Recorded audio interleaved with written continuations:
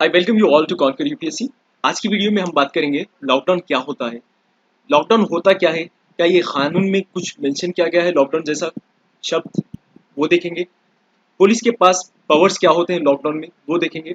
फिर देखेंगे लॉकडाउन और कर्फ्यू में डिफरेंस क्या है, कर्फ्यू क्या होती है, कर्फ्यू के दौरान पुलिस के पास क्या पावर होते हैं, और इन दोनों चीज़ों में, या लॉकडाउन ले लेना आप या कर्फ्यू ले लेना, इन दोनों में पब्लिक को एक्सेसिबिलिटी रिसोर्सेज कितने मिलते हैं, कितने चीज़ वो एक्सेस कर सकते हैं ये लॉकडाउन या कर्फ्यू में, वो हम जानेंगे ये वीडियो में।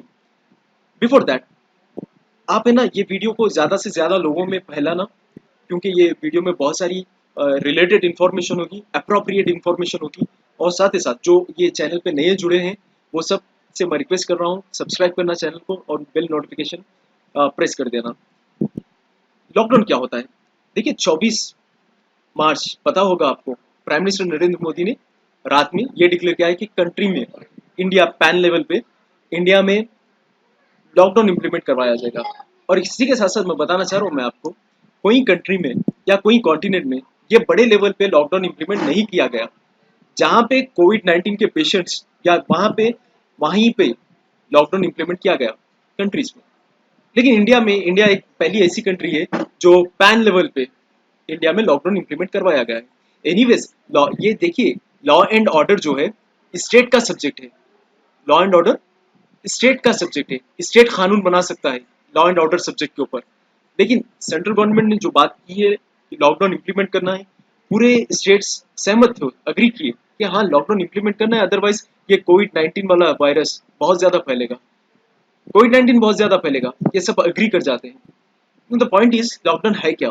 लॉकडाउन देखिए कुछ लीगल टर्म नहीं है, कानून में कहीं भी मेंशन नहीं किया गया, ये तो हाई लेवल पे, ग्लोबल लेवल पे यूज कर रहे हैं टर्म, वही यूजेज में है इसलिए हम यूज कर ले रहे हैं लॉकडाउन। लेकिन एक कानून होता है एपिडेमिक डिजीज एक्ट 1897, ये कानून में कुछ पावर्स दिए जाते हैं।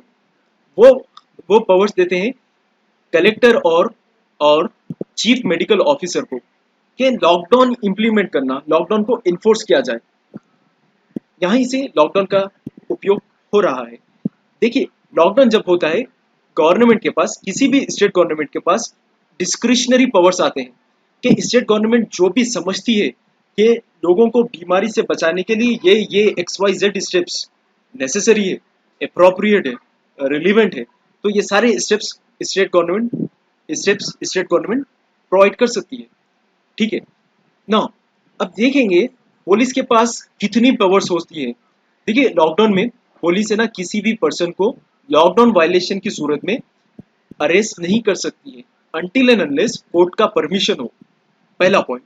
सेकेंड पॉइंट, अगर कोई लोग पुलिस के ऊपर हमला कर दिया ऑन ड्यूटी या किसी भी वजह से अब्यूजिंग लैंग्वेज इस्तेमाल कर रहे हैं पुलिस ऑफिसर्स के ऊपर, एडमिनिस्ट्रेटिव ऑफिसर्स के ऊपर, तब उन लोगों के ऊपर धारा 269 270 के तहत इंडियन पीनल कोड जो है ये प्रोवाइड करता है, धारा 269 270, इसके तहत उन लोगों को अरेस्ट किया जा सकता है वो लोगों को।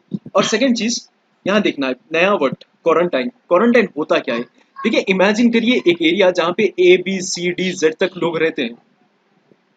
अगर एक पर्सन को कोविड-19 हो गया है, ठीक है, ये वायरस हो गया है, ये वायरस के कारण इनको आइसोलेट कर दिया जाता है और ये एरिया को कंटेनमेंट जोन डिक्लेयर कर दिया जाता है कि ये एरिया में बाहर के लोग नहीं आना और ये एरिया वाले कहीं बाहर नहीं जाना। What about this all ABCD, ये लोग को क्वारंटाइन कर दिया जाता है, ये लोग को अलग ही रखा जाता है, आइसोलेशन जैसा। लेकिन फैमिली साथ में रह सकती है, इसलिए आइसोलेशन अलग है, क्वारंटाइन अलग है। बहरहाल ये लोग क्वारंटाइन हो गए। क्वारंटाइन होने के बाद में अगर ए पर्सन मूव कर रहे हैं दूसरे एरिया में, मूव कर रहे हैं, तब उनके ऊपर धारा 271 IPC के तहत उनके ऊपर केस रजिस्टर किया जाएगा, बुक कर देंगे। तो पब्लिक क्या क्या चीजों से एक्सेस ले सकती है लॉकडाउन में। लॉकडाउन में देखिए पहली चीज, लॉकडाउन में लोग को है ना इस इंडोर्स में ही रहना चाहिए, घरों में ही रहना चाहिए। सेकेंड, अगर उन लोगों को नीड होगी तब इनको एसेंशियल कमोडिटीज, एसेंशियल सर्विसेज के लिए बाहर जाने के लिए अलाउ किया जाएगा। ना एसेंशियल कमोडिटीज क्या होती हैं और एसेंशियल सर्विसेज क्या होती हैं, जो भी किराना का काम, जो आइटम्स मिलते हैं और या डायरी प्रोडक्ट्स वो हैं जो एसेंशियल है, बेहद ज़रूरी है ज़िंदगी गुजारने के लिए, तब वो होगा एसेंशियल कमोडिटीज़। इसमें लिस्ट देखिए क्या है। ग्रोसरी स्टोर्स, ग्रोसरी में जितने भी चीज़ें मिलती है वो, मिल्क शॉप, वेजिटेबल्स, ये आती है एसेंशियल कमोडिटीज़ में। एसेंशियल सर्विसेज में जैसा कि हॉस्पिटल के services, banks, ATMs, media, newspaper, ये सबको अलाउ किया जाता है। Essential commodities, essential services. Non essential commodities में आते हैं कपड़े खरीदना, राइट, मार्केट्स खुले रखना, मोबाइल्स के मार्केट वगैरह, ये सब नॉन एसेंशियल है, जरूरी नहीं है ये। हाँ, अब सवाल ये है लॉकडाउन से कर्फ्यू कितना डिफरेंट है। कर्फ्यू में क्या होता है? कर्फ्यू में आप देखिए कर्फ्यू क्या है। लॉकडाउन सही ढंग से इंप्लीमेंट न होने के कारण दूसरे स्टेट गवर्नमेंट्स ने कर्फ्यू इंप्लीमेंट कर दिया है। कर्फ्यू में जितना लॉकडाउन में पुलिस के पास पावर्स नहीं होते, कर्फ्यू में एक्स्ट्रा ऑर्डिनरी पावर्स आ जाते हैं स्टेट गवर्नमेंट के पास भी और पुलिस के पास भी। अगर कोई 5 से ज्यादा लोग मिलते हैं कर्फ्यू में तो उन लोगों के ऊपर केस रजिस्टर किया जाएगा। एंड इनफैक्ट अभी की मैं बात करूं तो तेलंगाना में 6 बजे से, रात में 6 बजे से सुबह के 6 बजे तक कर्फ्यू इंप्लीमेंट की जा रही है, पहला। सेकंड, राजस्थान में भी वही है, यूपी में भी कर्फ्यू है और पुडुचेरी में भी कर्फ्यू है, टाइमिंग्स अलग अलग है।